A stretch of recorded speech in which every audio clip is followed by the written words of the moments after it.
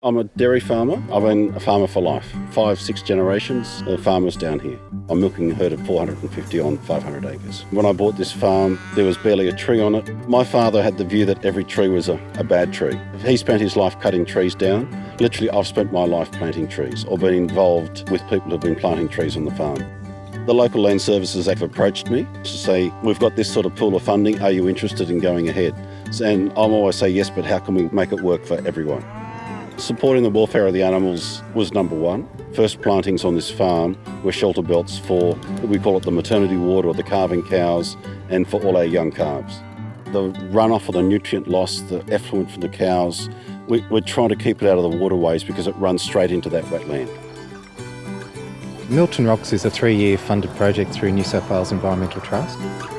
The project really is focusing on improving water quality and connectivity across the landscape.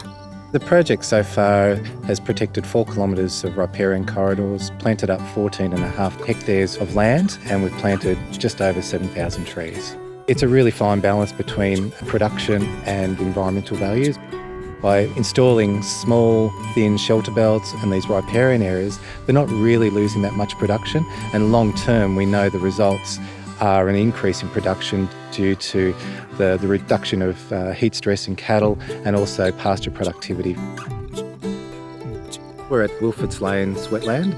It's got 2 ecological endangered communities, the swamp oak and the salt marsh community, and we're around about 2 kilometres as the crow flies from the dairy farm. The work that we're doing up in the top of the catchment is certainly having a major impact on the health of Barrule Lake and this wetland. We take a catchment-based approach when we look at our projects, so we try to engage as many landholders as we can along the catchment to improve the water quality and the vegetation corridors throughout that catchment. My passion started as, I guess, a home gardener. Always loved natives, loved bushwalking, and I just really felt that the waterways, the creeks, the rivers all needed a helping hand. We really needed to start putting back the vegetation that was once there. I met Andrew through the Small Farms Network. I got involved within the Milton Rocks project. I collect seed locally and we've been propagating, so it takes around 12 months for a plant to be ready to be planted out. And then eventually when the plants are large enough, we remove guards, continue maintenance, until they're off on their own. Well, clearing has definitely made a huge impact on this environment. I'd like to see more people come on board if we can encourage landowners to just want to do it because they see the importance of it.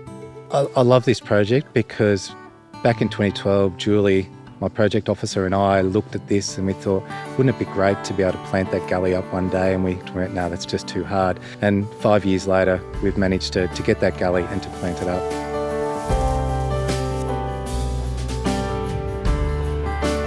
When you see trees like this, there's nothing better.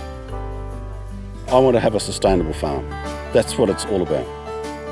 It's a long road, but every good project is a long road. But we're only custodians of the land. We're only here for a short period of time, and we've got to make it a better place than when we came.